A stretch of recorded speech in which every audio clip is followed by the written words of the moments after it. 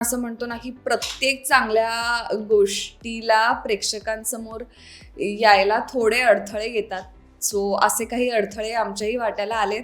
28 नोव्हेंबरला आधी आमचा सिनेमा प्रदर्शित होणार होता. छान वेळ घेऊन येणार आहोत आणि तेवढ्याच ताकदीने येणार आहोत. मला मेकअप करायला खूप आवडतं. माझा फेवरेट गोष्ट आहे या जगात मेकअप. जर तो भाग काढून टाकला तर मी अभिनेत्री म्हणून कुठे स्टँड करते ही परीक्षा देण्याची मला ही संधी होती, मला असं वाटतं. की हा पॅन इंडिया सिनेमा आहे. दोन्ही इंडस्ट्रीतले कलाकार आपल्याला या सिनेमामध्ये बघायला मिळणार आहेत. ज्या काही आम्ही उड्या मारतोय त्या आम्ही ऍक्च्युअली मारल्यात आणि कोणालाही ऍक्शन सिक्वेन्स शूट करताना एकही इजा नाही झाली. रामनगरमध्ये आम्ही शूट केलं जिथे शोलेचं शूटिंग झालं होतं. सरांनी मला 24 तास रडवलं होतं.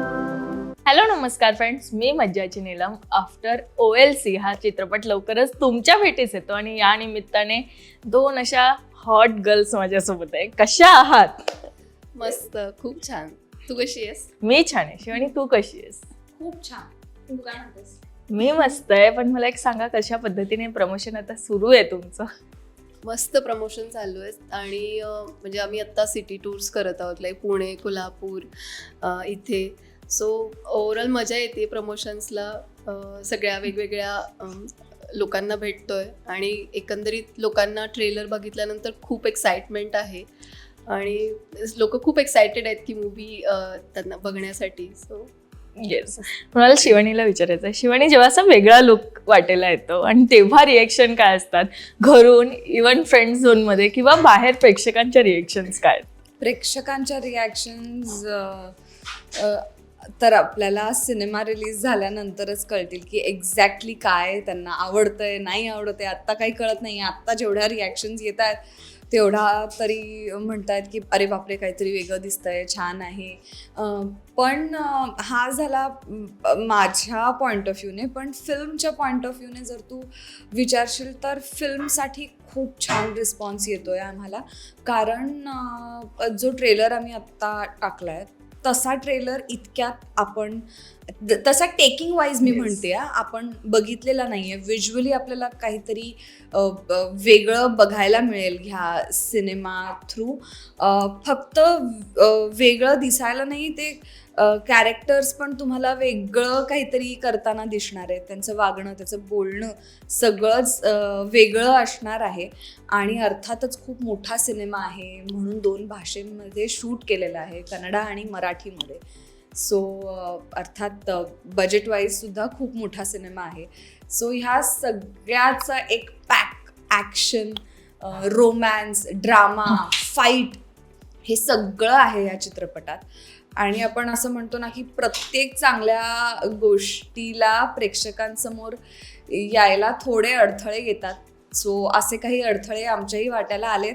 28 नोव्हेंबरला आधी आमचा सिनेमा प्रदर्शित होणार होता, पण काही तांत्रिक अडचणींमुळे शिफ्ट करण्यात आला आहे. पण मी असं ह्याच्याकडे बघते की छान वेळ घेऊन येणार आहोत आणि तेवढ्याच ताकदीने येणार आहोत. येस, पण जसं आता आम्ही आधी ऐकलेलं आणि तुलाही तुझा लुक बघून जे रडायला आलेलं, तू नेहमी सांगितलेलं की मी तेव्हा माझा तो रूप बघितला आणि तेव्हा मी थक्क झालीस, किंवा तुला ते असं एक असतं की हिरोईन म्हणून तो रूप तुला असं एक होतं की आपण ठरवत नाही आणि ते तसं होतं. मला हेच विचारायचं की एक अभिनेत्री म्हणून ते मेंटली आपण असं बोलतो ना की स्ट्रॉंग असलं पाहिजे, ते या रूपाने तुला किती केलंय आणि कशा पद्धतीने तू ते कॅरी फॉरवर्ड केलंस? ही भूमिका करणं खरंच माझ्यासाठी चॅलेंजिंग होतं आणि म्हणूनच मी ते स्वीकारलं, कारण मला ते खूप चॅलेंज केलं. कारण जनरली आपल्याला मेकअप लावून आणि सुंदर दिसून काम करण्याची खूप सवय असते आणि ऑफकोर्स मला ते खूप आवडतं. मला मेकअप करायला खूप आवडतं. माझा फेवरेट गोष्ट आहे या जगात मेकअप. पण जर तो भाग काढून टाकला तर मी अभिनेत्री म्हणून कुठे स्टँड करते ही परीक्षा देण्याची मला ही संधी होती, मला असं वाटतं. आणि ती मी परीक्षा दिली आहे. आता त्या परीक्षेत मी पास आहे का काठावर पास आहे हे तुम्ही प्लीज ठरवा. येस, नवऱ्याची काय रिएक्शन होती का हा लुक बघून तुझ्या? म्हणजे मी घरी पालही हकलवत नाही. म्हणजे पाल आली तरी मी आरडाओरडा सुरू करते. आणि तिकडे म्हणजे ट्रेलरमध्ये तू पाहिलं असशील, मी कोणाच्या तरी डोक्यावरती गन आपटून ते रक्त असं माझ्या तोंडावर येते, एवढं असं आहे. आणि जनरली फिल्म्स बघताना जेव्हा असं रक्त वगैरे येतं तेव्हा माझं असं होतं की नको नको नको. आणि तो शॉट बघितल्यावर पण माझं असं झालं की अरे नको. तर अजिंक्य हसला आणि तो म्हणाला की अगं शूट केलायस ना तू सिनेमा, छान झालाय आणि मस्त दिसली आहेस, काहीतरी वेगळं वाटतंय. आणि तो जरा खूप कमी बोलतो, म्हणजे कमी रिॲक्टिव्ह आहे. आता जेव्हा पूर्ण सिनेमा बघेल, त्यानेही बघितलेला नाहीये, जेव्हा पूर्ण बघेल तेव्हा रिॲक्शन प्रॉपर मिळेल अशी अपेक्षा करते मी.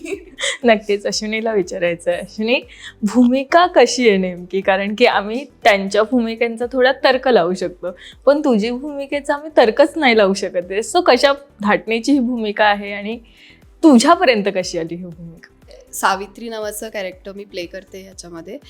तर सावित्री ही म्हणशील तर निरागसतेपासून प्रतिकारतेपर्यंतचा जो प्रवास आहे तो सावित्रीचा इमोशनल ग्राफ या सिनेमामध्ये आहे. आणि तो कसा होतो किंवा तिच्या आयुष्यात काय प्रसंग येतात त्यामुळे तो प्रवास आहे, हे सगळं या सिनेमामध्ये आपल्याला बघायला मिळणार आहे. ही भूमिका माझ्यापर्यंत कशी आली म्हणशील तर खरं तर आपल्या म्हणजे शिवानीनी पण सांगितलं की हा पॅन इंडिया सिनेमा आहे, कन्नडा आणि मराठी इंडस्ट्रीचं कोलॅबरेशन आहे. तर दोन्ही इंडस्ट्रीतले कलाकार आपल्याला या सिनेमामध्ये बघायला मिळणार आहेत. तर मी अशी व्यक्ती होते की जिला मराठीही येतं आणि कन्नडाही येतं, कारण मी बँगलोरमध्ये राहते. सो मी दोन्ही मॅनेज करू शकते, म्हणून माझं कास्टिंग झालं होतं खरं तर. आणि जेव्हा डिरेक्टर सर आमचे सड्डागारू राघवेंद्र सर यांनी मला जेव्हा नरेशन या फिल्मचं दिलं त्यावेळेस खरं तर, आणि जसं शिवानी म्हणाली की आपल्याला नेहमीच अशा सुंदर दिसणाऱ्या भूमिका करायला आवडतात. आणि ॲक्च्युली सगळ्यांनी म्हणजे शिवानी असेल किंवा माझं कॅरेक्टर असेल तर हे सगळे मातीतले कॅरेक्टर्स आहेत, म्हणजे खूप रॉ आहेत. आणि या सगळ्या कॅरेक्टरचा मेकअप मी म्हणेन त्यांचे इमोशन्स आणि त्यांचे ते ज्या म्हणजे परिस्थितीतून जात आहेत हा त्यांचा रिअल मेकअप आहे. आणि तो पडद्यावर तेवढ्या नॅचरली आणि प्युअरली आलाय असं आम्हाला वाटतं. आणि तो तुमच्यापर्यंत पोहोचावा ही आमची म्हणजे आम्हाला असं खूप कळकळीने वाटतं आणि ते पोहोचेल, कारण ते तसं झालंय काम. सो येस, म्हणजे मस्त. येस, पण तू कसं काय म्हणजे याला होकार दिला? कारण की अशी भूमिका विचारल्यावर आपण थोडा विचार करतो आणि एक ट्रिगर पॉईंट असतं आणि तेव्हा आपण ठरवतो की हे आपणच करायचं. हे कधी ठरलंय? मुळात असे रोल्स मुलींसाठी कमी लिहिले जातात. आत्ता लिहिले जात आहेत, ह्या आधीही लिहिले गेलेत, पण त्याचं प्रमाण खूप कमी होतं.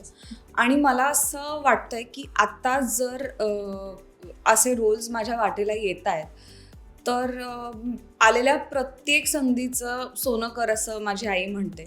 सो मी तेच फॉलो करते. आणि हे कॅरेक्टर मला ॲज अन ॲक्टर म्हणून काय देतंय म्हणण्यापेक्षा मला ह्या कॅरेक्टरमुळे माझ्या नॉलेजमध्ये किती भर पडणार आहे हा एक स्वार्थी विचार पण मी करते. की ह्या कॅरेक्टरमुळे मला म्हणजे नक्षलवादाबद्दल मी खूप जास्त माहिती करून घेतली आणि ती करून घ्यावी लागली. रादर तो अभ्यासाचा भाग होता माझ्या. आणि खूप चॅलेंजेस, म्हणजे मला फाईट सिक्वेन्स ह्या आधी जेव्हा कधी सिरियल किंवा फिल्ममध्ये असायचे तेव्हा मी खूप खुश असायचे की चला बापरे, आत्ता सन डाऊन झाल्यावरती मला हे बोलवणार, तोपर्यंत फाईट वगैरे करून घेतील आणि मग मी 1-2 शॉट्स देणार. हिरोईन्स आपण जनरली असंच असतं, कारण मग तिकडे सगळे मुलंच फाईट करतात. पण ह्या सिनेमामध्ये म्हणजे प्रत्येक फ्रेममध्ये फायटिंग आहे आणि ते सगळ्या ट्रिक्स. आणि मला कधीच वाटलं नव्हतं की मी असं फाईट सिक्वेन्स आणि मारामारी करून असे सिक्वेन्सेस करीन, पण ते मी करू शकले. आणि ह्या सिनेमामुळे, ह्या रोलमुळे करू शकले. आणि अशा दिग्गजांसोबत मी हे सगळं शूट केलं आहे, म्हणजे ज्यांना नॅशनल अवॉर्ड आहे कांतारासाठी, विक्रम मोर सर. मासमदा सरांसोबत मी शूट केलंय, ज्यांना सल्लारसाठी नॅशनल अवॉर्ड आहे. आणि अजून अर्जुन सर आहेत, त्यांनी सुद्धा केलंय, ज्यांना म्हणजे विक्रम मोर सरांना तर कंतारा KGF साठी नॅशनल अवॉर्ड विनर आहेत ते ऍक्शन डिरेक्टर. सो त्यांच्यासोबत शूट करताना खरंच एक वेगळा आणि एक मस्त एक्सपिरियन्स होता. म्हणजे ते सेटवर यायचे तेव्हाच एक ॲम्बियन्स क्रिएट हो. की बाई आता स्क्वॉड आलेलं आहे आणि आपण रेडी. हो हो हो, म्हणजे एक असं असायचंच की ऑन युअर टोजच राहायचं. मग ते जो शॉट लावतील त्याच्यासाठी तुम्ही रेडी असला पाहिजेत. आणि ही काही खूप कौतुकाची गोष्ट नाही, पण ह्या सिनेमामध्ये जेवढे काही फाईट सिक्वेन्स तुम्हाला बघायला मिळतील ते सगळे विदाऊट रिग आणि विदाऊट हे सगळे केलेले आहेत. म्हणजे म्हणजे ज्या काही आम्ही उड्या मारतोय त्या आम्ही ऍक्च्युली मारल्यात. आणि कोणालाही ऍक्शन सिक्वेन्स शूट करताना एकही इजा नाही झाली. बेसिक खर्चटणं वगैरे तर होतच, ते म्हणजे आता तेवढं नाही काही करू शकत, ते त्याच्यातनं नो एस्केप आहे. म्हणजे खर्चटलो होतोच आम्ही सगळीकडनं, पण इजा म्हणतो ना की आपण ही उडी मारली आणि माझा पाय ट्विस्ट झाला नाही. आम्हाला वेल इन्स्ट्रक्ट होतो आम्ही, आम्हाला काय करायचंय, कुठलं पाऊल केवढं पाऊल, दीड पाऊल टाकायचं तर तेवढंच टाकायचं आणि त्यानेच तुम्हाला करेक्ट तो पिकअप मिळणार. सो असं वेल इन्स्ट्रक्ट होतो आम्ही सेटवर जायच्या आधी. सो त्या सगळ्यामुळे खूप फायदा झाला. आणि मी वाचला होता ऑफकोर्स फाईट सिक्वेन्स, तर सेटवरतीच मी म्हटलं की मग कर लूंगी ना. सो त्यांनी मला सांगितलं की एक पंच मार्के दिखावे. सो मी त्यांच्या असिस्टंटला एक पंच मारून दाखवलं. सो ते म्हणाले की हां ओके कर लोगे आप, नो वरीज. जेव्हा स्टार्ट केलं फाईट सिक्वेन्स तेव्हाच म्हणजे ही जी सुरू झाली ना ती थांबलीच नाही. म्हणजे सर थांब म्हणेपर्यंतही चालू असेल. म्हणजे पहिला दिवस मला असं वाटलं की अरे हे जमतंय आपल्याला. आणि दुसऱ्या दिवशी पण माझं शूटिंग होतं. खरं तर मला दुपारनंतर जायचं होतं आणि तो माझा लास्ट डे होता त्या स्केड्यूलचा. आणि मला मुंबईत त्याच्या नेक्स्ट डे मला काम होतं. सो मला 2ची फ्लाईट पकडणं खूप गरजेचं होतं. पण मी दुसऱ्या दिवशी म्हणजे मी 4 वाजताच उठून मी आमच्या प्रोडक्शन मॅनेजरला फोन केला. म्हटलं महेशजी मी रेडी आहे, आपण 6 वाजताच रोल करूया आज, चला आपण लवकर. म्हणजे मी एवढी एक्सायटेड होते. जाण्याची एक्साइटमेंट वगैरे नव्हती घरी जाण्याची, कारण खूप मोठ्या टाईम नंतर मी मुंबईला जाणार होते. म्हणजे ऑलमोस्ट एक 1.5-2 महिन्यानंतर मी घरी परत जात होते. पण त्याची एक्साइटमेंट होती. पण आज काही शूट करायचं ना त्याची एक्साइटमेंट खूप जास्त होती. म्हणजे त्या दिवशी मी पूर्ण दिवस अवेलेबल नव्हते, पण मी म्हटलं की नाही आपण हे करूया. आणि मग मी ती तारीख दिली आणि मला असं वाटतं की वाव यार, म्हणजे आपण कधी कधी खूप रेजिस्ट करतो की नाही आपण म्हणजे खूप काही गोष्टी इझिली होत असतील, आपण त्याच्या मागे असतो. पण जरा आउट ऑफ द वे किंवा आउट ऑफ कम्फर्ट झाल्यामुळे आपल्या सिनेमाला आपल्यामुळे काहीतरी चांगले शॉट्स मिळाले, याचं मला खूप भारी वाटलं. आणि माझी एक्साइटमेंट लेवल तर पीकवरच होती. मग नेक्स्ट शेड्यूलला मी वेट करत होती की विक्रम मोर सर कधी येणार आहे. ऍक्च्युली आम्ही सगळेच त्यांची वाट बघायचो की सर कधी येतात. कारण ते जेव्हा यायचे तेव्हा त्यांच्याबरोबर त्यांची 20 जणांची तरी टीम असेल. तर ते आले की म्हणजे सेटवरचं वातावरण ऑलरेडी म्हणजे नाही का आपण सिनेमामध्ये पाहतो की कोणी असं हिरो किंवा असं एंट्री होत असेल तेव्हा सगळे असं वारं वाहू लागतं, पाणं उडतं. ऍक्च्युली तसं असायचं. म्हणजे ते आले की एवढं क्विक काम व्हायचं आणि ते सगळं बघून आम्ही खूप एनर्जेटिक व्हायचो की आता आपल्याला चला करायचं. म्हणजे फाईट सिक्वेन्स ज्या दिवशी असेल तेव्हा आम्हाला एक्साइटमेंट असेल, आता आपण काहीतरी करणार आणि मजा यायची. आणि मला वाटतं की आपण सगळे त्या कॅरेक्टरमध्ये एवढे एनग्रॉस झालेलो की अदरवाईज पण म्हणजे जर मी शिवानीला बघितलं, म्हणजे ती शक्ती नावाचं कॅरेक्टर प्ले करते, तर ती तशीच असायची. म्हणजे तिला शक्ती म्हणूनच आम्ही बोलवायचो, कारण तेवढी एनर्जी असायची. विराटमध्ये असेल किंवा कविशण्यामध्ये. मजा होती. खरं तर हे कोलॅबरेशन खूप छान झालेलं वाटतंय, कन्नड आणि मराठी. आणि तसेच आम्ही बघतोय की मराठी अभिनेत्री पण आहे आणि कन्नड अभिनेत्री पण आहे. मला सगळं हे कोलॅबरेशन तुम्ही किती एन्जॉय करा आणि कशा पद्धतीने शूट झालं, कारण आम्हाला खूप मोठा प्रश्न पडलाय जेव्हा ट्रेलरमध्ये ऐकलं की एकाच वेळी तुम्ही दोन्ही फ्रेमसाठी काम करत होता. कशा पद्धतीने खरं तर ते करत होता? म्हणजे कलाकारांबरोबर म्हणशील काम करताना तर माझ्यासाठी असं होतं की शिवानी, विराट आणि शलाकाताई वगैरे त्या जेव्हा बँगलोरला येणार होत्या तेव्हा आपल्या घरून कोणतरी येतंय, कारण मला तिथे मराठी बोलायला फार कमी मिळतं आणि आपल्या घरातली माणसं जेव्हा येतात तेव्हा तो आनंद माझा वेगळा असायचा की चला आता ते येणार आहेत, मग आपण शिवानी असेल, विराट असेल, त्यांना इकडे घेऊन जाऊया, तिकडे घेऊन जाऊया, आणि सेटवरचं परत वातावरण ते वेगळं असायचं.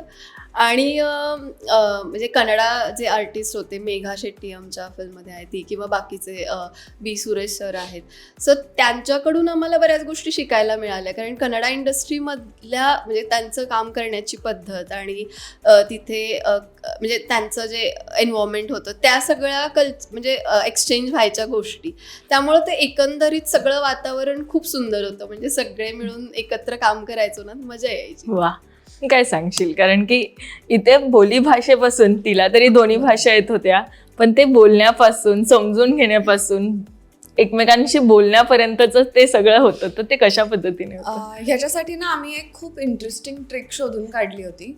सो आमचं असं डिसाईड झालं होतं की कविशने आमच्याशी मराठीतच बोलायचं स्ट्रिक्टली, आणि आम्ही त्याच्याशी कन्नडामध्येच बोलणार. काहीही असो, तुटकं मुटकं जे काही येतंय, जेवढा अभ्यास झालाय, जेवढे तुम्ही वाचलंय, तेवढ्या ह्याच्याने तुम्ही त्याच्याशी कन्नडामध्येच बोलायचं. सो त्याच्यामुळे एक 20-30% गोष्टी ना खूप इझी झाल्या. आणि गमतीचा भाग म्हणजे आम्ही ते शूटिंगचं जे एक असतं ना की ते क्रॅक करावं लागतं, कारण हे खरंच खूप डिफिकल्ट असतं दोन्ही भाषेमध्ये शूट करणं. सो आम्ही काय करायचो, जर मराठी ॲक्टर शूट करतोय, म्हणजे जर मी शूट करते, तर मी आधी मराठीचा माझा टेक करायचे पूर्ण. मग मला कळायचं की ओके, हे आपले हे हे हे असे इमोशन्स आहेत आणि आपला असे पोर्ट्रे करायचंय. कारण कन्नडामध्ये सुद्धा कधी कधी असं होतं की आपल्याला शब्द कळत असतात, आपलं पाठांतर पण नवीन शब्द असतात ना, सो ते पाठ व्हायला जरा प्रॉब्लेम असतो. मराठी टेक आधी केल्यावरती आपल्याला कळतं की ओके, ह्या शब्दाचा अर्थ हा आहे, हे ह्या शब्दाला हे म्हणायचंय. सो आमच्यासाठी ते कन्नडा टेकमध्ये कॉपी पेस्ट करणं खरंच खूप इझी झालं. सो आम्ही ती एक प्रोसेस फॉलो केली, आधी मराठीचा टेक पूर्ण आणि मग कन्नडाचा टेक. पण एक वेळेस नंतर असं झालं शिवानी की आपण सगळे आम्ही म्हणजे वर्कशॉप्स आणि इतकं काम केलेलं, डिरेक्टर सरांनी आमच्याकडून कन्नडावरती सुद्धा एवढं काम करून घेतलं की नंतर आम्ही काही टेक कन्नडामध्ये फर्स्ट द्यायला सुरुवात केली होती. आणि सो तसेही व्हायचे, म्हणजे तेवढं प्रिपरेशन झालं होतं. तेच विचारणार, ते असं असतं ना की नवीन भाषा शिकताना एक शब्द किंवा एक वाक्य आपल्याला लगेच येतो आणि त्याचा आनंद खूप असतो. तो शब्द आणि वाक्य कोणतं होतं?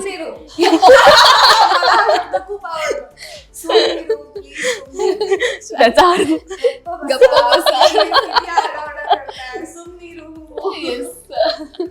म्हणजे तिकडे सेटवर हे जास्त व्हायचं. मला शब्द आवडायचा. आणि अजून आपला एक ग्रुप होता बिटबुडी. बेटबुडी. सो म्हणजे एक डायलॉग होता माझा, तर त्याच्यात असं होतं की बिटबुडी म्हणजे सोडून द्या. सो आम्ही तो तसा एक ग्रुप क्रिएट केलेला व्हॉट्सअपवर, आणि त्याच्यामध्ये आमचं सगळं कन्व्हर्सेशन व्हायचं की जे काही बोलते बिटबुडी ग्रुपमध्ये यायचं. वा, म्हणजे ग्रुपचं नाव देखील कन्नडच ठेवलेलं. ठेवलं होतं. मला सांगा, जेव्हा आता हे सगळं तर शूटिंगचं झालं, पण मजा किती केली, हे सगळं एन्जॉय पण करतो ना आपण आपलं काम, ते किती केलं आणि किती फिरलात तिथे नेमकं? असा एकही पार्ट नाहीये कर्नाटकामध्ये जिथे आम्ही जाऊन शूट नाही केलंय. म्हणजे चिकमंगळूर, मँगलोर, उडुपी, बँगलोर, हम्पी, हेब्री, हुबळी, मैसूर, नागमंगला, नीलमंगला, आणि ते नंदी हिल्सच्या इथे पण होतो ना आपण एकदा, आसपास होतो. सो असे सगळे छान सुंदर स्पॉट्स आम्ही कव्हर केलेले आहेत. आणि हे सगळं कर्नाटका ब्युटी तुम्हाला या चित्रपटात. रामनगर, तिथे शोलेचं shoot झालं. ओ येस, रामनगरमध्ये आम्ही शूट केलं, जिथे शोलेचं शूटिंग झालं होतं. मोठे मोठे दगड. हो हो हो हो हो हो हो का, म्हणजे ते विसरलेच मी सांगितलं. आणि तिथला किस्सा म्हणजे आपले सगळे टेक्निशियन्स त्या बापरे, तो दिवस खरं तर मी कधीच विसरणार नाही. म्हणजे ह्या फिल्म मधला प्रत्येक दिवस मी कधीच विसरणार नाही, कारण एवढं ऍडव्हेंचर करून घेतलंय ना. म्हणजे तिकडे झाडांचं जंगल हे कॉन्सेप्ट नाहीये, तिकडे असे खूप मोठे मोठे फक्त दगड आहेत, दगड अक्षरशः मोठे मोठे दगड जिथे शोलेचं शूटिंग झालंय. सो त्या अशा टेबल टॉप वरती जायचं, तो अख्खा असा दगड कसा बसा चढून आणि ते तिथे ट्रेक करत वगैरे जायचं, टेबल टॉपला जायचं त्या दगडाच्या डोंगराच्या, आणि तिकडे दिवसभर शूटिंग करायचं. म्हणजे जर तुला वॉशरूमला जायचंय तर तुला तो अख्खा डोंगर परत खाली उतरूनच वॉशरूमला जायचंय. सो हो, आणि उन्हात म्हणजे दगड पण छान तापायचा, सूर्य पण छान तापायचा, आम्ही पण छान तापायचो, मग सगळंच मस्त व्हायचं. आम्ही आमच्या कॅरेक्टरसाठी खूप परफेक्ट होतो, कारण आम्हाला ऍक्च्युली फिल्ममध्ये टोन डाऊन करायचं, म्हणजे एकतर नो मेकअप असायचं, किंवा आता शिवानीला तर अजून टोन डाऊन करण्यासाठी अक्षरशः मग ते उन्हामुळे जे आमचं टॅनिंग व्हायचं, तर आम्ही आमच्या कॅरेक्टरमध्ये अजून घरी आल्यानंतर आम्हाला कोणी ओळखत नव्हतं, कारण आम्ही एवढे टॅन होऊन यायचो ना. बापरे. पण नाही, ट्रेलरमध्ये मी एक सीन बघितलेला ज्यात छेडखाणी होते आणि मग ते तुम्ही मारायला जाता वगैरे. असं खऱ्या आयुष्यात कधी झालं, कधी छेडखाणी काढली किंवा काहीतरी गोष्ट खटकली आणि मारामारी केली, कॉलेज असो, शाळा असो, या कधीही कुठे? मी फारशी, म्हणजे माझा स्वभाव मुळात शांत आहे, पण मी एकदा हे केलं होतं. म्हणजे मी बँगलोरलाच होते आणि मी एका रेस्टॉरंटमध्ये गेले होते, तर मी स्कार्फ बांधला होता आणि टू व्हीलरवरून होते, तर म्हणजे 4-5 मुलं बसली होती आणि तो मला कॉन्स्टंटली टीज करत होता, म्हणजे काहीतरी इशारे वगैरे करत. आणि मी माझ्याबरोबर पण माझे फ्रेंड्स होते, त्यांना सांगितलं, की जी मुलं होती की त्यांना सांगितलं की यार ते तसं कर. त्यांनी मला इग्नोर केलं. म्हणजे मला दोन्ही राग होते, त्या मुलाचा पण राग होता आणि हे मला सपोर्ट करत नाही त्याचा पण राग होता. मी गेले तिकडे आणि त्याला कानफाडीत मारली. म्हणजे तो एक मेजर सीन होता. अदरवाईज मी असं काही कुणाला नाही केलं. नाही, असा योग माझ्या आयुष्यात नाही आला. पण मला असं वाटतं की माझे लुक्सच काफी असतात की ते घाबरून जातील, आणि मी अजिबात शांत वगैरे नाही आहे. सो मला असं वाटतं की बऱ्यापैकी जरा मी असे लुक्स आणू शकते की प्लीज, म्हणजे अजिबातच मस्ती वगैरे नको. सो घाबरतात मुलं आणि लांबच राहतात. असा अनुभव लकीली नाही आला. या चित्रपटात ना एक चांगला संदेशही देण्याचा प्रयत्न केला असं मला ट्रेलरवरनं कळतंय. म्हणजे अजून तरी कथा माहीत नाही, काहीच माहीत नाही. मला त्या सीनवरनंच कळतंय की काहीतरी स्त्रियांविरुद्ध अन्याय याविषयी तुम्ही देखील आवाज उठवतात. आणि आत्ता आपण बघतोय की खूप ठिकाणी काही काही घडतंय. मला त्याविषयी एक महिला म्हणून तुमचं मत ऐकायचं आहे की कशा पद्धतीने आता रिॲक्ट केलं पाहिजे आणि कोणत्या गोष्टी थांबवल्या पाहिजे, असं जर विचारलं तर त्या कोणत्याच असतील? हा जो सिनेमा आम्ही बनवलाय तो नक्षलवादाला कुठेही ग्लॉरिफाय करत नाहीये. म्हणजे नक्षलवाद किती योग्य आहे आणि हा बरोबर आहे किंवा हा मार्ग आम्ही का निवडला, अशी काही स्टोरी ह्या सिनेमात नाहीये. पण जेव्हा छेडखानी होते एका स्त्री बरोबर, आणि तेव्हा जे आमच्या फिल्ममध्ये आम्ही केलंय ना तिकडे जाऊन, मला असं वाटतं की तसंच आणि तेच झालं पाहिजे प्रत्येकासोबत. बाकी कुठलीच भावना नाहीये. म्हणजे ते काय आहे ते आपल्याला, तू जेव्हा सिनेमा बघशील तेव्हा तुला कळेल की अर्थात आता एवढे नक्सलचा ट्रूप जाणार, म्हणजे तू इमॅजिन कर की ते काय करतील. पण फक्त ती एक गोष्ट मला असं वाटतं की जर असं काही झालं ना तर बिनधास्त हीच शिक्षा असू शकते, बाकी दुसरी कुठली शिक्षाच नाहीये. एक स्त्री म्हणून जेन्युइनली मला असं वाटतं, कारण अनेक गोष्टी आपण ऐकतो आणि जेव्हा जेव्हा आपण अशा गोष्टी ऐकतो ना त्या इमोशनली आपल्याला घाबरून टाकणाऱ्या असतात. तर आपण विचारही नाही करू शकत त्या परिवार किंवा ज्यांच्यासोबत ते होतं ते कसं ओव्हरकम करत असतील किंवा गो थ्रू करत असतील. मला असं वाटतं की ही एकच शिक्षा आहे जी आपल्याला ह्या सिनेमात बघायला मिळेल, आणि ती एकच शिक्षा त्यांना व्हावी. जसं शिवानी म्हणाली तसं आमच्या फिल्ममधून खरं तर हे म्हणजे घेण्यासारखं आहे की अशा सिच्युएशनमध्ये म्हणजे काय होतं की परिस्थिती आपल्यावर अशी ओढावते की जेव्हा ती स्त्री म्हणा ती काही करू शकत नाही आणि ती एवढी हेल्पलेस होते की तिला मग म्हणजे तिच्याकडे गमावण्यासाठी काहीच नसतं. मग त्या परिस्थितीत त्या स्त्रीकडे म्हणजे चॉईसेस म्हणालीस तर की एक त्याविरुद्ध स्टँड करणं आणि म्हणजे त्यात वाहून जाणं किंवा तिथे एंड होणं. सो त्याच्या अगेन्स्ट स्टँड करून स्वतःसाठी किंवा स्वतःला शोधणं जे आहे ते आमच्या फिल्ममध्ये तुम्हाला नक्कीच बघायला मिळणार आहे. आणि तो एक संदेश, खूप इम्पॉर्टंट मेसेज आमच्या फिल्ममध्ये आहे आणि ते 12 डिसेंबरला आपल्याला पाहायला मिळणार आहे. नक्कीच म्हणाल. शिवानीला विचारायचं, शिवानी मगाशी सिरियलचा विषय काढला आणि देवयानी आजही घराघरात आहे आणि त्यानंतर आत्ता एक मालिका केली आणि ती मालिका संपल्यावरही अनेक प्रेक्षक नाराज झालेत. सो आता पुढे काय घेऊन येणार आहे आणि आत्ता देवयानीला काय सांगायचं असेल, थँक्यू म्हणायचं असेल, कारण की इतकं प्रेम तिला आजही मिळतंय, तर ते काय असणार आहे? देवयानीला काय सांगू? देवयानीला सांगेन तुमच्यासाठी काय. आणि ही मालिका बंद झाली, आपण असं समजूया की ती तेवढ्याच भागाची होती आणि मालिका लवकर बंद व्हावी का अजून चालत राहावी हा कम्प्लिटली कॉर्पोरेट कॉल असतो आणि तो आमच्या चॅनलने घेतला. पण मला टी व्हीवरती काम करायला खूप आवडतं आणि मला असं वाटतं की एक वेगळाच कनेक्ट होतो. अर्थात फिल्मच्या माध्यमातूनही होतो, पण सिरियलमध्ये असं असतं की मी ह्या वाजता रोज तुम्हाला 8:30 वाजता किंवा 9 वाजता मी तुम्हाला रोज तुमच्या घरी भेटायला येणार आहे. सो हे जरा खूप स्पेशल असतं आणि ज्या आजी आणि काकू आणि आत्या लोकांचं जे प्रेम मिळतं ना सगळीकडनं ते खूप भारी असतं.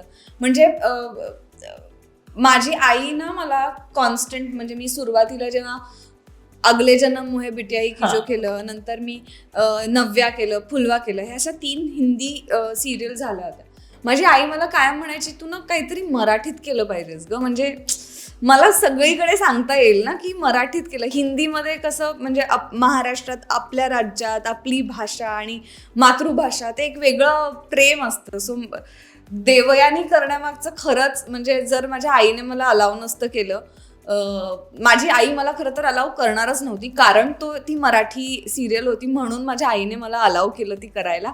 कारण त्याच्या थ्रू ती तिचं पण स्वप्न पूर्ण करत होती की तिला मला मराठी सिरियलमध्ये बघायचं होतं. सो मी म्हणून देवयानी करू शकले माझ्या आईमुळे, कारण माझी 10वीची परीक्षा होती त्यावेळेला. सो ती नाहीच म्हणत होती, मराठी सिरियल होती म्हणून हो म्हणाली. सो असं म्हणजे मालिका खूप प्रेम देतात ग आणि जेन्युइन प्रेम देतात. म्हणजे देवयानी नंतर सुद्धा मला असं आठवतंय की माझा accident sequence just on air झाला होता आणि मी दुसऱ्या दिवशी सकाळी माझ्या गावी पोहोचले होते चिपळूणला. सो तिकडे अगं आजी मी सकाळी 6 वाजता निघाले असं काकांनी कधीतरी सांगितलं असेल, तर त्या बिचाऱ्या आजी सकाळपासून वाट बघत होत्या. मी पोहोचले, अर्थात मुंबईवरून 12:30-1 वाजला होता गावी पोहोचायला.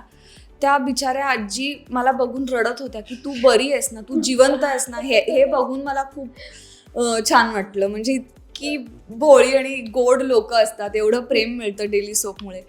सो डेली सोप मला परत करायला नक्कीच आवडेल, पण आता मात्र आफ्टर ऑपरेशन लंडन कॅफे तुमच्या भेटीला येणार आहे. तर आता सिरियल नाही, पण आता फिल्मला भेटायला तुम्ही या थिएटरमध्ये. आणि अर्थातच मराठी प्रेक्षकांची गरज आहे, मराठी सिनेमांसाठी प्रेक्षक सिनेमागृहांमध्ये येण्याची खूप गरज आहे. तर मला असं वाटतं की हा असा सिनेमा आम्ही बनवलाच आहे की मराठीमध्ये मराठी भाषा असलेला साऊथ स्टाईल शूट झालेला असा धमाल चित्रपट तुमच्या भेटीला येतोय. प्लीज आम्हाला भेटायला या, छान मज्जा करू आणि तुम्हाला खूप म्हणजे पैसा वसूल एवढं मात्र नक्की बोलाल ह्याची खात्री. नक्कीच, हे सगळं तर आहे. मगाशी आपण बोलत होतो की तुम्ही कांतारातला कोला हा आधीच पाहिलेला. मला तो एक्सपिरियन्स ऐकायचा, कारण की जेव्हा आम्ही कांतारा आपण बघतो तेव्हा ते बघतानाच अंगावर शहारे येतात आणि तुम्ही रिअलमध्ये अनुभवलाय. कसा होता तो एक्सपिरियन्स? खरं आम्ही कविशच्या गावी गेलो होतो आणि कविशच्या गावी एकदम इंटिरियरमध्ये रात्री छान असं एक सुंदर खूप लाइटिंग आणि इतका छान सेटअप, आणि तिकडे गेल्यावरतीच तुम्हाला इतक्या हाय पॉझिटिव्ह व्हायब्रेशन्स मिळतात ना की तुम्हाला तिथून जावंसं वाटत नाही आणि ते तुम्हाला बघत राहावंसं वाटतं. अर्थात आम्ही खूप लांबून बघितलं ते सगळं, कारण तिकडे आत एवढ्या कोरमध्ये आम्हाला जाता नाही आलं. आय थिंक अश्विनी आणि विराट गेले होते, मी आणि कविश मागेच होतो, कारण खूप तिकडे जरा गडबड होती. पण मला ते सगळं बघून, मी कोकणातली असल्यामुळे मला माझ्या गावचं तर सगळं रिलेट झालंच. आणि कल्चर म्हणाल तर खूप सिमिलर आहे. पण जरा वेगळी नावं आहेत, वेगळी रूपं आहेत, पण बाकी सगळं सेमच आहे. सो ते जरा हे आपल्यासारखंच आहे आणि आपलीच ही लोकं आहेत, ही कोणी वेगळी लोकं नाही आहेत. भाषा जरी आपल्याला न समजणारी बोलतायत तरी यांचं राहणं वागणं अगदी आपल्यासारखं आहे. जरा काय 19-20 का फरक आहे, फक्त एवढंच. कविश आणि आता विराट नाहीये, पण त्या दोघांविषयी विचारायचंय मला खरं तर. त्यांच्या भूमिका आणि ऑफस्क्रीन दोघं कशी आहेत नेमकी, म्हणजे असं असेल ना की एक दोघांची पोलखोल करण्याची ही संधी आहे आणि ती काय असेल नेमकं, कशी आहेत ते दोघे? कविश असा खूपच शांत, जरा समजूतदार, कंपोज्ड असा आहे. हे सगळं विराटमध्ये पण आहे, पण विराट जरा निवांत, चिलमाडी. हा, म्हणजे शिवानी म्हणाली तसं कविश ऍक्च्युली हा सिनेमा कविशने लिहिलाय आणि एकंदरीत सगळी जबाबदारी जेव्हा आम्ही मँगलोरला जायचो तेव्हा त्याच्यावर असायची. त्यामुळं तो असं असायचा की नॉट ओनली आम्ही, मी, शिवानी किंवा विराट, पण आमच्या सेट म्हणजे आमच्या फिल्म दरम्यानचे कुणीही आर्टिस्ट मँगलोरला गेले तर तिकडे गेल्यानंतर त्यांची सगळी ट्रिप तिकडे असायची. म्हणजे कविश सगळं अरेंज करायचा, म्हणजे शलाकादी असतील किंवा कुणीही महाराष्ट्रातून गेलं तर. सो तो असा सगळ्यांना सामावून घेणार आहे आणि कलाकार म्हणून तर तो उत्तम आहे. त्याला मराठी म्हणजे जसं तो आपल्या ट्रेलर लॉन्चला पण म्हणाला होता की त्याचं जे मराठी किंवा मुंबईवरचं किंवा महाराष्ट्रावरचं जे प्रेम आहे आणि त्यामुळे त्याला मराठी आणि कन्नडा इंडस्ट्री एकत्र येऊन सिनेमा करायची इच्छा होती आणि ती आपली पूर्ण झाली आहे. नक्कीच. आणि या सिनेमाबद्दल विराटबद्दल अजून एक गोष्ट सांगायची म्हणजे तुझ्याबद्दलही त्याने केली आणि माझ्या बाबतीतही केली. त्याने आम्हाला दोघींनाही रडवलंय. हो, विराटने आम्हा दोघींनाही रडवलंय. तुला तुझं काय जेवणावरून झालेलं. माझं पण जेवणावरूनच झालं की आम्ही एकत्र जेवायचो तेव्हा पंजाब म्हणून हॉटेल आहे, कविशचंच आहे, म्हणजे आमचे सगळे प्रोड्युसर्स त्यांचं. सो तेव्हा आम्ही जेव्हा बसायचो तेव्हा मी व्हेजिटेरियन आहे आणि तुम्ही सगळे नॉनव्हेज खायचा. सो मला असं व्हायचं की एक पोर्शन सपोज मी अंड खाते तर काही एक बिर्याणी वगैरे मागवली तर मला ते संपायचं नाही. मग माझं असायचं विराट खाणं प्लीज, खाणं. मग असं रोज व्हायचं आणि एक दिवस तो मला असं म्हणजे माझ्यावर एकदम ओरडला की काय रे तुला म्हणजे सगळं मी खायचं का, कशाला घेतेस वगैरे. आणि मला ते कंट्रोलच नाही झालं, जे मी रडायला लागले. म्हणजे 1 तास मी रडत होते आणि तुला मी मज्जा करत होते आणि मी तुला खरंच नाही ओरडलं. ओरडला नाही, ओरडला फटका त्याला. तो मी न्यू इयर 25 डिसेंबरचा मी छान एका ठिकाणी, खूप चांगल्या ठिकाणी लंचला गेले होते अजिंक्यसोबत. आणि 26-27ला मला जायचं होतं म्हणून अजिंक्य म्हणाला की चल मी तुला खूप छान जागी डिनरला घेऊन जातो. सो आम्ही गेलो, छान डिनर वगैरे केला, क्रिसमसचा डिनर वगैरे. आणि 27ला मी आले इकडे आणि मी विराटला येऊन सांगत होते आल्या की अरे मी ना इथे गेले होते आणि तिकडे असा 14 कोर्स मील होतं आणि असं होतं आणि मी ते खाल्लं, असं खाल्लं आणि it was all like experimental food आणि हे ते. सो म्हणाला हां मस्त भारी, त्याने छान ऐकून घेतलं. आणि रात्री नेमका त्याच दिवशी शॉट लागला की ते हे जे नक्सलाईट आहेत ते सगळे आले गावात आणि एका गावातल्या घरात बसून ते चिकन आणि राईस खात आहेत, असा त्यांना एक शॉट हवा होता. सो इथपर्यंत तर ठीक होतं, पण डिरेक्टरने असं सांगितलं की तुम्हाला गोठ्यात बसायचं आहे. आणि तो ॲक्च्युअल गोठा होता तिकडे आणि आम्हाला तिकडे बसवलं. आणि विराट काहीच नाही बोलला. विराटने फक्त माझ्याकडे बघितलं आणि म्हणाला की काय 14 कोर्स मील खा आता चिकन राईस. म्हटलं खाते ना, त्यात काय. सो आणि मी खात होते आणि डिरेक्टर मध्येच म्हणाले की अरे नाही अच्छे से खाओ. मग हा म्हणाले नाही वो 14 कोर्स मील खाएगी, ये नाही खाएगी. आणि मी असा प्रॉपर शॉट द्यायला गेले. त्यांचं असं म्हणलं की जरा रानटी खा ना, की असं उचलून असं खा, आपण असं खातो. आणि तिकडे एक वेगळी पद्धत पण आहे खाण्याची. आणि त्यांचं असं होतं की आणि ते तसं पण खाणं नको होतं, तर त्यांना असं वगैरे खाणं हवं होतं. सो ते मला जरा अचीव करायला मला असं होतं की ओके मला जरा वेळ द्या, मी करते ते अचीव.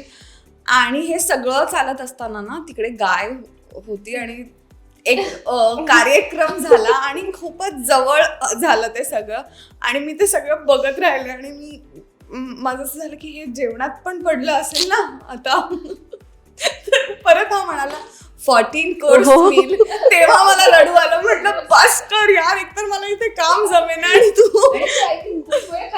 जे विराट खूप मस्तीखोर आहे आणि या सेटवर सगळ्यात जास्त मस्तीखोर तोच होता. हो हो अगदी प्रँक्स वगैरे सगळं त्याने केलं. प्रँकही केले.